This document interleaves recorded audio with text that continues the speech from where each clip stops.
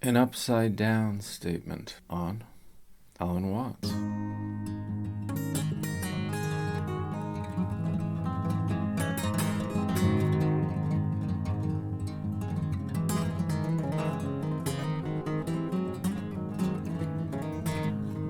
If you haven't seen my most recent video, An Appropriate Statement on Oedipus, An Appropriate Statement was Koan 14 of Blue Cliff Record. A monk asked Yun Men, "What is the work of an entire lifetime?" Yun Men answered, "An appropriate statement." Koan 15 is a continuation, an upside-down statement. Then the monk asks him, "How is it when you are without a community and without self?" And Yun Men answered, "An upside-down statement, or perhaps a statement in reverse, or a backward statement, or mastering inversions." So this is an upside-down statement, and I might have called it an upside-down statement on ritual, but Watts will be a key gateway into our contemporary understanding of ritual in the East and in the West. There's actually a brilliant breakdown of the difference between, on the one hand, Buddhism, and on the other hand, Western religion and thought in Watts. And really,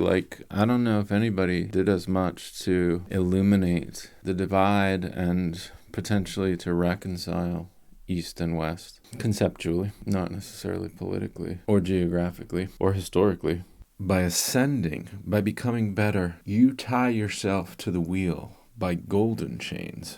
By retrogressing and becoming worse, you tie yourself to the wheel with iron chains. But the Buddha is the one who gets rid of the chains altogether. Buddhism, unlike Judaism and Christianity, is not frantically concerned with being good. It is concerned with being wise, compassionate, which is different from being good. But fundamentally, this quote from Watts gives us an idea that Western religion was a force for imitation, whereas Eastern religion, in Watts's view, provided a kind of toolkit. Was that completely correct? But basically, he's talking about Christianity, let's face it. And Watts passed away in 73. Over the next decade or so, Foucault would make multiple visits to the Bay Area. It's worth imagining what would have happened if Watts had met Foucault. Maybe we can come back to that later. And yet Watts also lumped Confucius into, it would seem, the same pile as Christianity, as this defender of convention. Confucianism preoccupies itself with conventional knowledge. And under its auspices, children are brought up so that their originally wayward and whimsical nature are made to fit the Procrustean bed of the social order.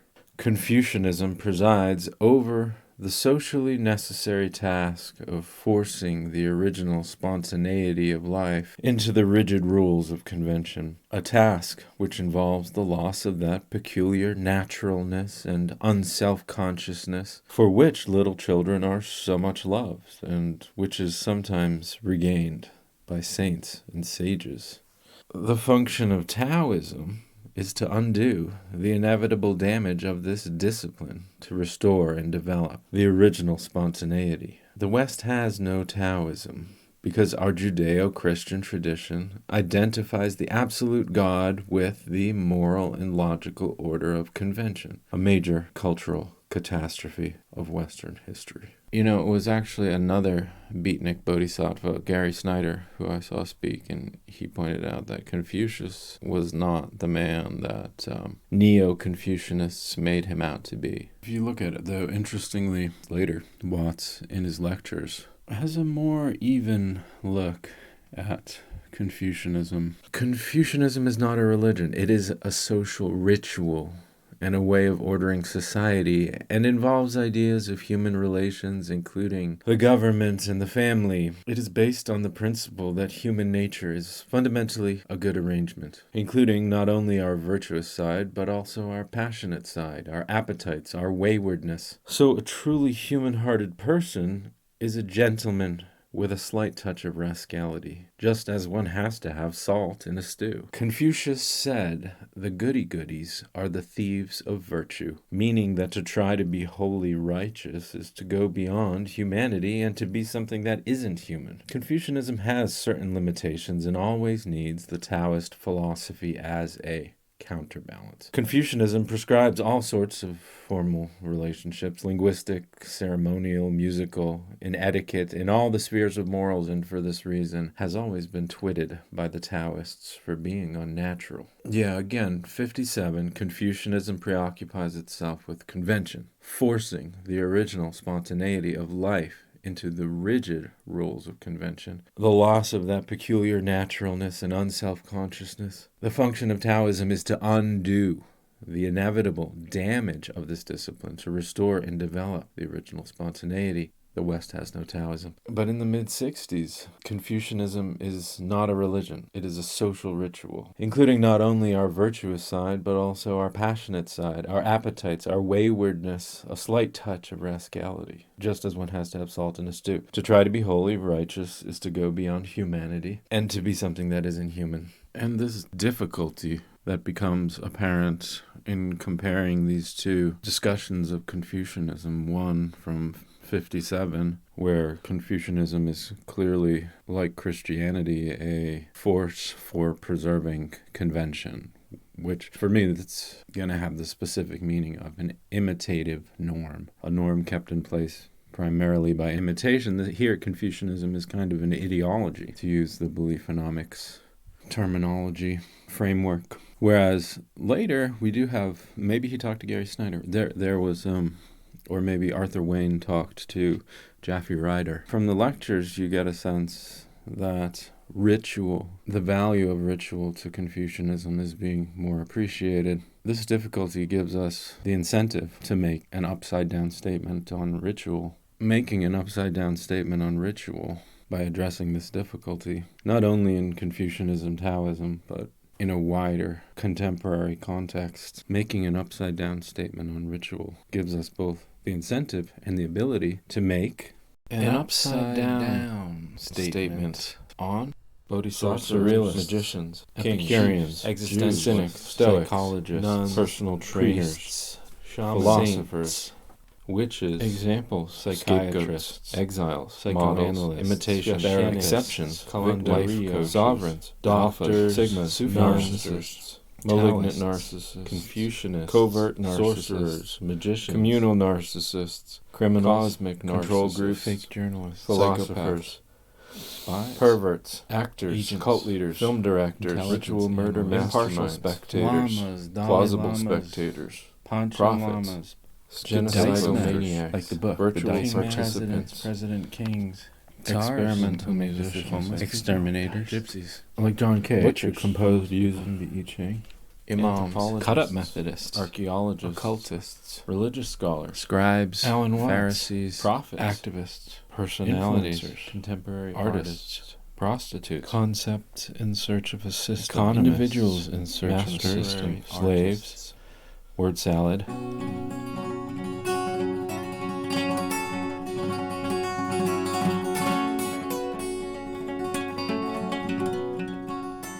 You want to point to somebody and say, that guy's a Beatnik. Oh, that guy's a Bodhisattva. That guy's both a Beatnik and a Bodhisattva. Some disambiguation is in order. And yeah, we're making an upside-down statement on all of these figures of ritual after ritual, because all of these figures heretofore named are, in a sense, figures of the persistence of ritual. Let's say the post-axial era. Axialization begins with a crisis of ritual exemplified in the Mediterranean. Rituals, we don't have anything comparable today, but what we have are these decay signatures. Decay signatures as in a particle collider. Do you know these things? Like, they don't actually see the quark. I think they can see protons and other beta decay and other, it's usually like these radio emissions that they know are the signatures of a lot of these particles that they can then postulate existed for a very short time. We're not going through a clash of civilizations now. There was a smash of rituals, a smash of ritual societies that collided. And that's roughly in the lead up to what Jaspers called the Axial Age. And so everything that we think of as religion and really culture that we know is kind of like the playing out of these shockwaves. Not really shockwaves, but what we're looking at, whether it's what we're seeing today in ritual practices or in the traces of texts and artifacts. We're looking at the traces of that collision. We're not actually seeing the quarks as they were. So it's much the same way with ritual, what it used to be, when people actually believed in what they did in a divine sense, usually in a divine sense. And maybe some people still do, but not as a group, not in a shared sense. This is a modified state of existence from where everybody used to be. Not that everybody used to be the shaman in the tribe, but the shamans were acting in a way that was commonly understood. It wasn't like when you go to see a shaman today, and they may quite truly believe in what they're doing does. And it may be doing it, but they're quite outside the realm of the norms. As we're dissecting these decay signatures, a disambiguation is in order. Something that's stronger than merely saying, okay, well, we don't have bodhisattvas in 15th century England, right? We know that bodhisattvas are from the East and they're Buddhist. But on the other hand, like, what is it in a kind of analytic sense that qualifies this type of person? Especially looking around today. I mean, you can have a bodhisattva anywhere. You can have a wizard anywhere, couldn't you? Depending on how you define them. In much the same way as we can disambiguate our vocabulary for norms, which is kind of an entangling vines, otherwise has been in the social sciences and in the vernacular parlance of our times, Well, if you don't want to be just full of shit, you probably want to know in what sense this person was a beatnik and in what sense this person was a bodhisattva. So on. I wouldn't start with beatniks and bodhisattvas. I'd probably go somewhere else to begin this work of disambiguating the decay signatures, like in a particle collider. And maybe everything is just full of shit. Okay, so the shaman. I think the shaman should be differentiated from the tantrist, the person who did tantra. So shamans are much older and they're much more embedded in a kind of like animal spirits world where systems are conjured out of interactions with nature, whereas the tantra is kind of on the other end. The person practicing tantra, and this is a word that comes from 3rd century India, maybe 5th. So I actually found like different dates. But the tantrist is looking back at ancient records of ritual that already existed and in a sense giving them new life, bringing them into an individualized practice. This was stuff that the tantrists basically looked and found in earlier inscriptions and so on. By the time you get to tantra, they're kind of like reassembling those things out of an anthropological study almost, and then putting them into practice again. So the shaman is coming direct from nature. And you have Burkert. Walter Burkert was a classicist talking about ritual, and he had this point that like birds are considered to have rituals. So there's kind of like an instinctual component, but with display, with an awareness of how others are viewing it.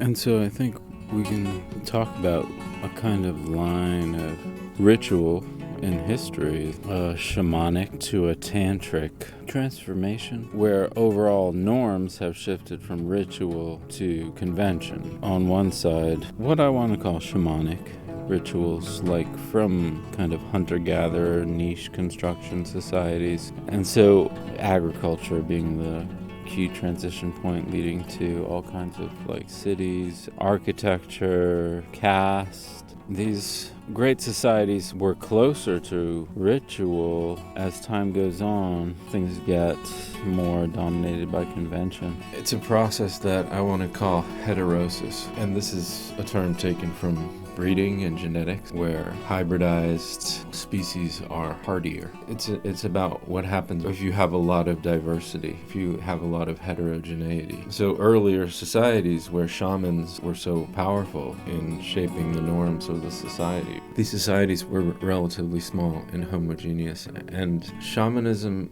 was a force for kinship. Nowadays it's not happening like that. And so we can say more about how this process of heterosis works and why authenticity in ritual norms becomes a lot more difficult as societies get bigger and as you have more heterogeneous societies or different groups interacting within a single city or nation or on a global scale eventually. That leads to the failure of ritual to structure norms of behavior for people. And that happens at a different pace, on a different time frame in the East and in the West.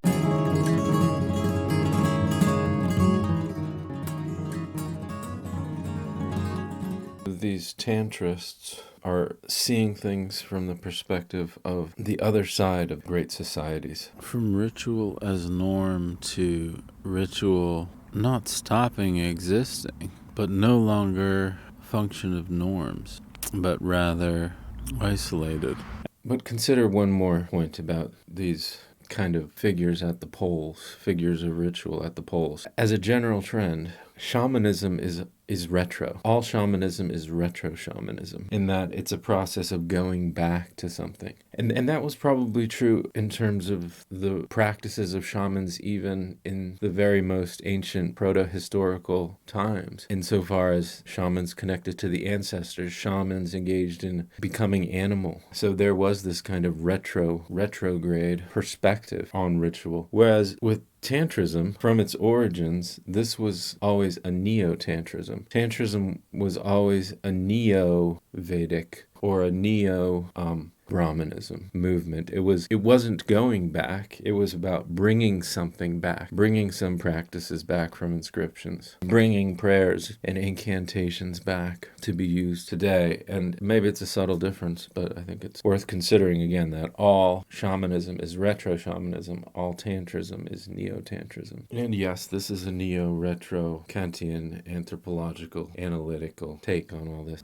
Well, so given that, I mean, this is, I think, ritual to convention in history, including the various permutations of what we often call philosophy, Eastern and Western, or religion, in the East on the left and in the West on the right. And here we have the East on the left. Awareness was most important, and then the West on the right, as it should be. Desire becomes actually the focus, where on the one hand on the left, it's a movement from nescience or non-awareness to enlightenment. And on the right, you have satisfaction seeking. The goal is salvation. In terms of the difference between Eastern and Western philosophy, you're either going to try, what are you going to do with awareness or desire? Are you going to liberate that or regiment that? And this is, again, kind of like the Watts insight is that Taoism was liberating awareness, whereas Confucianism was regimenting awareness by returning it to a kind of authenticity of ritual. But you have a parallel thing going on, in a sense, upside down on the Western side, on the right, between Stoicism, which regimented desire, and Epicureanism, which liberated desire. Similarly, things are upside down, like divinity came first in the Eastern context with Buddha, and then later on there was a kind of demystification with Chuang Tzu. Whereas on the right, Western side, you have this kind of demystification and secularity with Socrates, and then the cynics who followed after him. And then Jesus Christ, the divine figure, came later. You also have something kind of opposite. The movement of Zen came after and really followed after the demystification of Chuang Tzu. Whereas Christ was betrayed by the church. It was kind of like when Watts said the West has no Taoism. When Nietzsche, several decades earlier, declared the word Christianity is already a misunderstanding. In reality, there has only ever been one Christian, and he died on the cross. In reality, there have been no Christians at all. The Christian, that which has been called Christian for the last 2,000 years, is merely a psychological self-misunderstanding. This is in the Antichrist. Nietzsche characterizes the church as totally unhinged souls who could no longer stand Jesus' gospel teaching that anyone had a right to be a child of God. Their revenge was to exalt Jesus in an excessive way, distancing themselves from him just as the Jews had formerly, out of revenge on their enemies, separated off their own God, raising him up to the heights. The one God and the one Son of God, both products of resentment. Jesus had certainly abolished the very concept of guilt. He had denied any gap between God and man. He had lived this unity of God and man as his glad tidings, and not as his privilege. This is some extreme language that he uses. Was there one Christian or no Christians? Or I think he's that all of Christianity doesn't come from Christ. This is not an extreme statement. I think that's the main insight. So to complicate Watts's somewhat, again, extreme language in this claim, the West has no Taoism. Maybe we could complicate that using Nietzsche. The West only ever had one Taoist, and he died on the cross. The Confucianism of Christ, I see in that expression where he's like, keep the law. It's kind of a Taoism, a non-action against existing forms of ritual. And I think you can think of Confucius as that Taoist who just didn't leave society and sees the social glue in ritual. But between Buddha and Christ on the chart, I think that Buddha, you can look at him as doing both a shamanism and a Tantrism avant la lettre, and Christ as well, but from different perspectives. A respect for ritual, also a battle against convention, being stronger in Christ. When you look at the constellation that created the Buddha, the kind of Brahmanism, and then the Buddha versus, in Christ's case, you had the Jews who were the Brahmins Tantrists? Well, they were clearly looking to earlier scriptures to create their ritual. The Jews did something similar. I mean, you could consider the Jews as Tantrists of the Middle East, but again, with the goal to build a state, like a Tantrism of society. Not. There were, I'm sure, individual practitioners who contributed to Judaism as well. People with a focus on individual practicing. But Brahmins and the Buddha, Jews, and then the Christians in relation to Christ. Buddha went outside of Brahmanism, was kept outside of Brahmanism. Buddhism was eventually pushed out of India, it seems like, by Brahmanism. In spite of maybe commonalities in various ritual doctrines, the Brahmins became the spiritual pastors of caste, if you will. The caste that oversaw, spiritually pastoralized the other castes. In many ways, like, the church had to do something different, but they also oversaw, breeding of humans. Marriage, the most important sacrament left over of ritual that the church brought with it and emphasized, whereas endogamy was overseen by the Brahmins, making sure that different castes did not intermarry, which was not new to the Brahmins, but it seems like they really intensified that. That seems to be what Bronkhorst points out. Until the time of the rise of the Brahmins, which is about the same time as the emergence of Buddhism, and ultimate, displacement from India into the further eastern areas. How did the Brahmins really,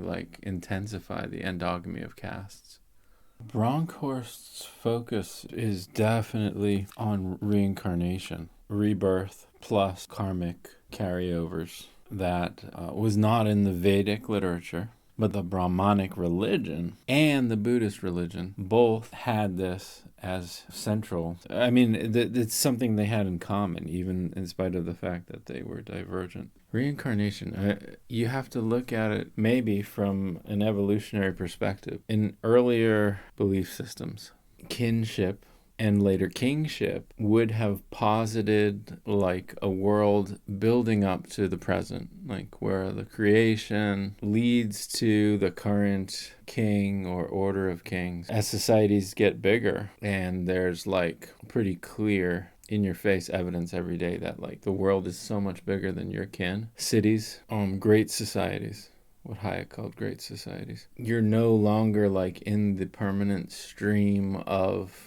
a united biological divine natural system that will continue. like a kinship-based tribe. So in that, then there suddenly becomes this idea, which is kind of like the embryo of history, reincarnation. In an embryonic form, like, well, what could possibly be true if societies are inconceivably large or barely conceivably large, where you can barely oversee all of the citizens, and where that extends indefinitely into the past and into the future? Then there comes this idea of, therefore, these souls must repeat. Like, there must be other periods, other moments of time extending all the way back, and there must be some relationship to the present, but there's not yet the idea of historical development. There's instead still this kind of like ritual idea. Ritual persists, and it carries through the individual whose essence is in ritual norms. Like, there's a repetition secured by the persistence of some kind of ritual norms. I mean, nowadays when I was reading that like the Buddha could remember like 1,000 of his past lives, I was like, okay, so he's going back to like hunter-gatherer time, and that's basically all the way back through the earliest evidence of the human species, like 1,000 lifetimes. For the people who might have heard that in Buddha's time, they probably imagined something astonishingly similar to what they were living in Magadha 1,000 times. And yet, compared to what had come before, like, this was something closer to what we understand as historical development today, with all of the tools that we have at our disposal. It was like a placeholder, like there must be some kind of eons and eons of something before. And for us, we see the emergence of the human species from other hominids, the spread of hominids across the globe. 65 million years ago, the emergence of mammals after the extinctions of the dinosaurs, but they didn't see that. They were seeing like there's just something a lot longer than what previous societies had seen. And reincarnation was one tool that they had. But it's the seed, maybe, this attempt at a world historical, not merely familial conceptualization of like how an individual is shaped by this world history. We would kind of see like generational trauma and or acts of empathetic dharma are passed on through the parents, perhaps meeting other people though too. Maybe, there's a lot of caregivers, there's a lot of people who have an impact on a person. And we see the individual as like much less of a unified spirit as well. Like, what could possibly be reincarnated when over the lifetime? There's so many shifts in the roles that a person plays. Again, another refrain, we have world historical, not merely familial, but I contain multitudes. So given that, were those multitudes like, look at Cloud Atlas. This is silly to us, isn't it? Intolerance by D.W. Griffith made more sense. Historical epochs repeat, or historical situations re-permutate themselves. Would it be wrong to say that the Brahmins used reincarnation as a justification for existing stratification in society and its continuation? Whereas the Buddhists, it was more of a means to seeing everyone reach enlightenment eventually. Or even the Zen doctrine was sometimes expressed as all beings are already enlightened because eventually they will come to that point. Interestingly, salvation would seem to be exclusive to varying degrees throughout the Greek and Judaic roots of Christianity. The historical end of the overall spiritual process sought in Buddhism is for a universal enlightenment, whereas salvation in Christianity has always been figured as a last judgment. And for the harshest critics of Christianity like Nietzsche, D.H. Lawrence, Deleuze, looking at the Last Judgment, this is the ultimate betrayal of Christ and Christ's Buddhistic movement.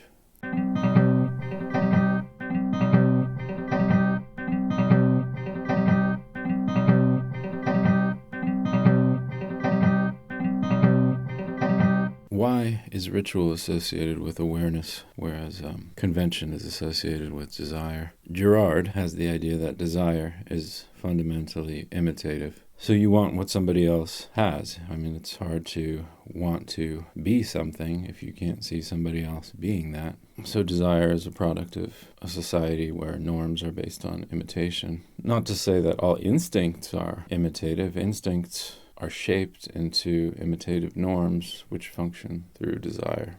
Girard basically historicized desire he expressed that desire may not be a specifically modern invention, but it is in modern life that desire has blossomed.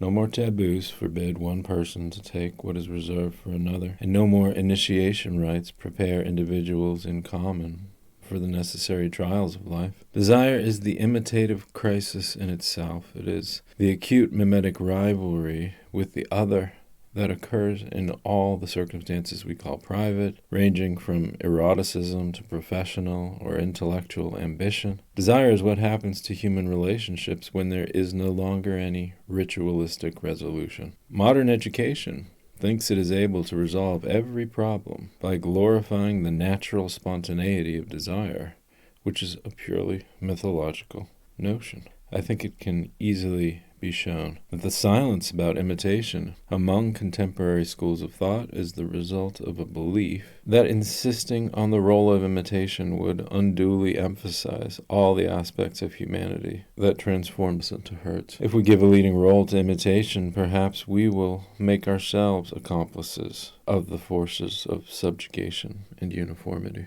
But for Girard, it seemed like ritual was just a more effective management of imitation than what we have today. Not something with like a different foundation than imitation. What if there is actually another way, something else, something different, and a transition? But why awareness with ritual? Awareness because knowing what you do does. What is that like? In some ways, we don't have it as a norm. Because what's going to be the first sign that you didn't know what you did, or what you're doing is doing? It's going to be others. Others are going to dissent. So to have ritual as a norm, you, in a sense, need a community of unanimity or consensus. So unanimity is maybe the feeling of being in this society where everybody has the same, like, kind of recursive model. To think of the recent stuff by Steven Pinker, although there's nothing contemporary about this. The more people you have, the harder it is to feel this way. The harder it is to keep people feeling this way. The harder it is to believe that nobody's ever going to contradict you. And convention is maintaining norms, but dialogue emerges. With Socrates, people don't know. People can't explain. People can't answer the questions to come to that final conclusion of what they're doing does. This opposition, this phase shift with ritual and awareness retaining position in the East and desire and convention in the West. The process of heterosis activating faster in the West. Well, this can also, in addition to the difference between the so-called schools of these Eastern and Western philosophies, could also give us some insight into just why Brahmanism developed quite differently from Judeo-Christianity. Like, could the focus on desire have been responsible for the way that celibacy in the priesthood became such a crucial aspect in pastoral power? The Brahmins didn't have that. The Brahmins were this endogamous caste reproducing itself, whereas the church struggled to maintain a class based in celibate men. And Gibbon blamed that for the failure of the Roman Empire ultimately, if you can consider it a failure. And this may be, I don't know, I think, how does this give us an idea of why Buddha was rejected by the Brahmin caste, whereas Christ was absorbed into this new class-based structure, which, it's interesting, Watts's book on Christianity is a detailed explanation of what he calls the Christian myth, but myth had a specific meaning where it was a narration of ritual. In some ways, though, rather than a myth, you might look at what Watts discusses, this elaboration of all of these symbolic, thematic elements. You could more call that an ideology that authorized the conventions which were integrated into the new Roman Empire that the church built. Where does myth shade into ideology? It's through the church, and it's when you follow through Greek culture, thought, ritual through the church, you see the development of ideology. And when Watts is talking about myth in the church, it's grounded in this worship, compared to Confucian ritual, which pervades everything, plus there are some ceremonies. Here it's the worship ceremonies have become central. Ritual is dissolving, and it's the management of convention. And Watts' analysis, he's looking at the structure of churches, the structure of the calendar, how it relates, how it all plays out in relation to Christ's body, the cross, the stories of the Gospels, and the yearly cycle of the church calendar. That's a big focus of Watts' analysis of the church. But in a sense, these myths are an outgrowth of a single event that replaced ritual. Like, there's really only one ritual in the church, and that already happened. It was Christ's death and resurrection. Everything else is kind of like a rememorialization of that. So you could say it's an attempt to extend that ritual. The church doesn't have a ritual practice in itself. So the myth persists from this one ritual that was once and for all time, and perhaps Christ returns at the end of time, right? But in the meantime, yes, these are ceremonies, but these ceremonies are not events in themselves. This looping calendar is just an extension of the one true ritual which already happened. That was Christ's death and resurrection. And the myth unfolding from that ritual, yes, that is everything Christianity. But unlike the Greeks, who had their myths narrating their rituals, in a sense, our the Christian lack of a true ritual allows the myth to elaborate itself into ideology.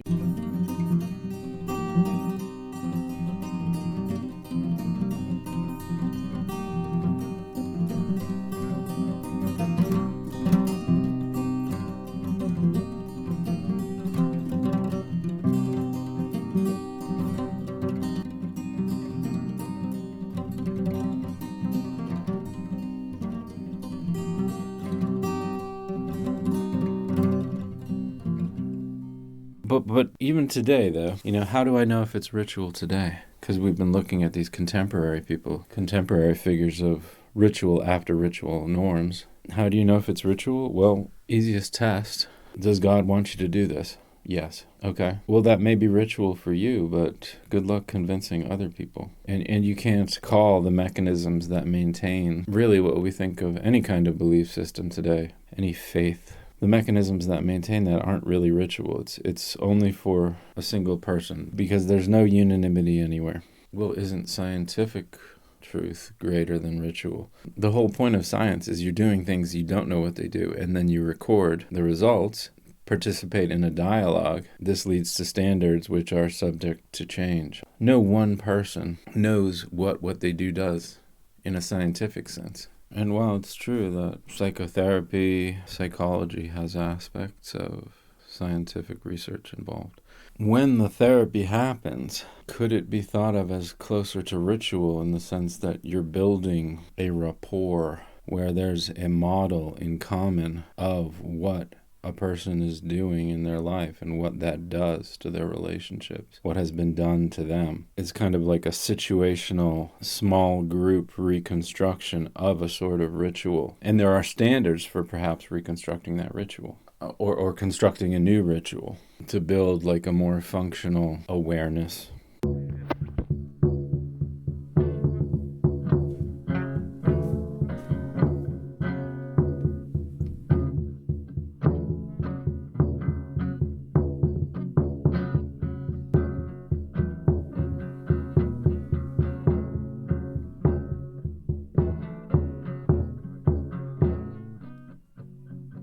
Kerouac talked about Watts and Dharma bums, but actually Desolation Angels has kind of a more interesting interaction. And Desolation Angels was written first in 56 when this interaction happened, but it wasn't published until 63. Kerouac is running around looking for his manuscript with Peter Orlovsky, Allen Ginsberg's longtime partner, and they go up to the Big Buddhist Academy, which is the Academy of Asian Studies, later the Institute of Integral Studies in San Francisco. And they're just looking for the manuscript. They think it's going to be at Dahlenberg's office. Dahlenberg was like a Zen priest with kind of a Hell's Angels kind of look. And they don't know where to go. And they ask a Hindu young woman lying on a mattress on the floor with her baby and big shawls and books. and she doesn't even get up, and she just says, oh, Paul's gone to Chicago, Dahlenberg. Look in his room, just sends him up to his office. And then she says, you can go up to Alan Watts' office after that and see if it's there. And they go and hang out in Paul's office when he's not there, Dahlenberg's office, and write him a note. Well, then they go up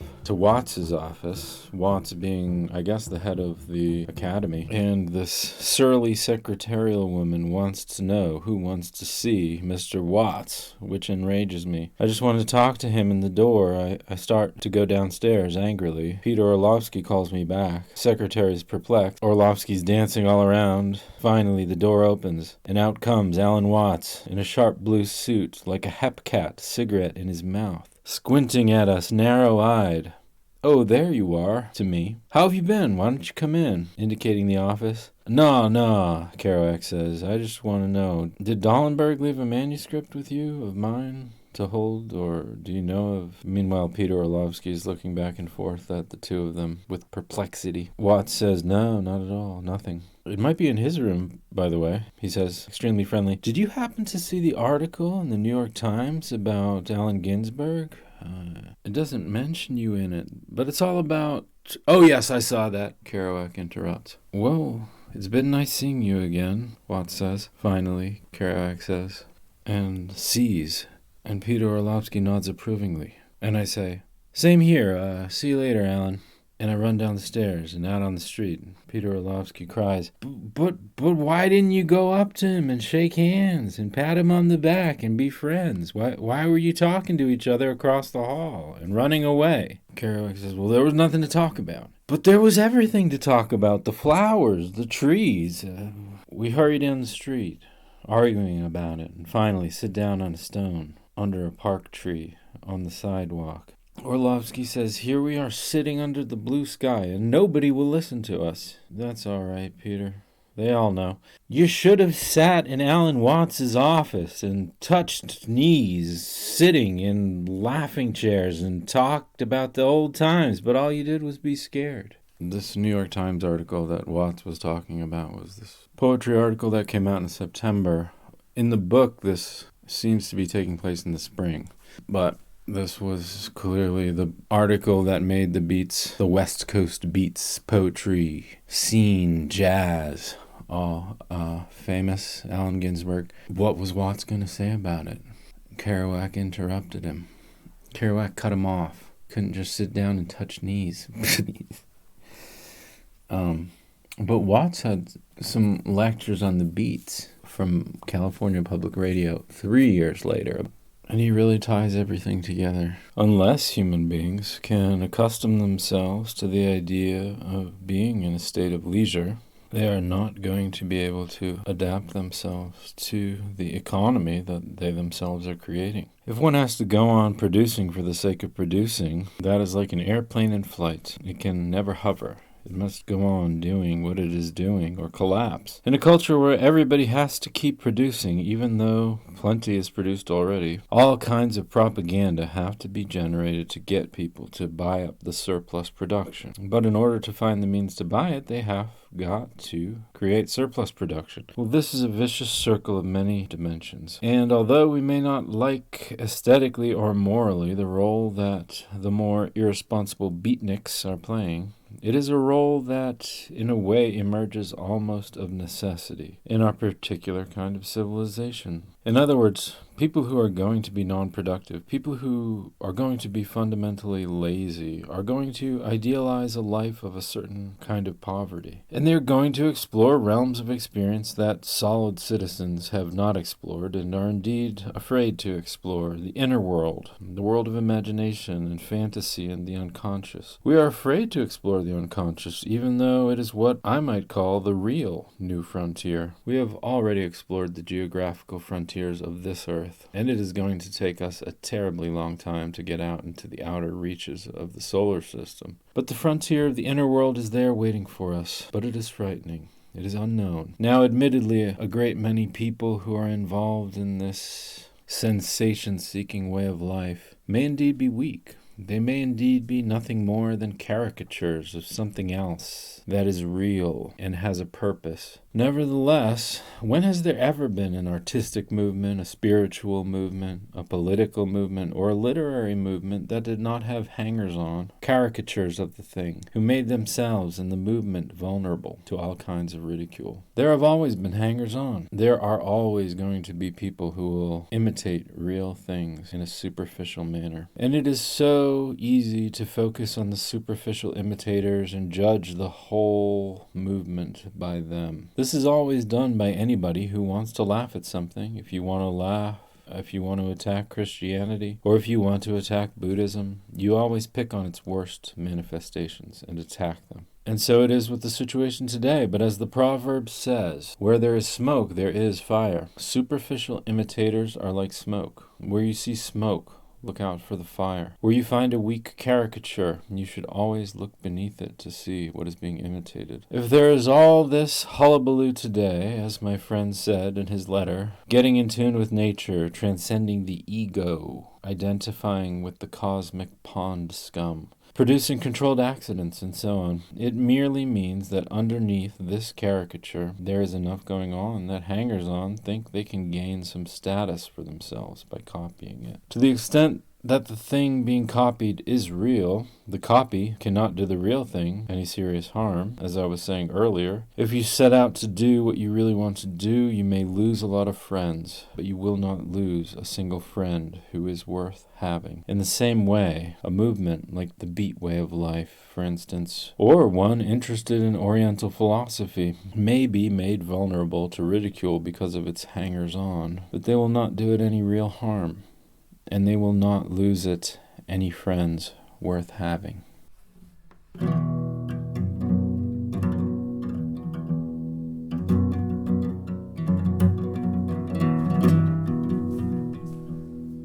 I think Watts thinks through brilliantly the experience of getting Easternized, and yet his account of the reasons for that separation, a historical account, is not his focus or his goal. Watts was bringing, as a Tantrist, he was bringing all of this ancient reality into our contemporary, late, long 20th century moment, a revival for the West of the ultimate interacting unity of the ancient world, what came after agriculture and great societies, and what echoes to the present day.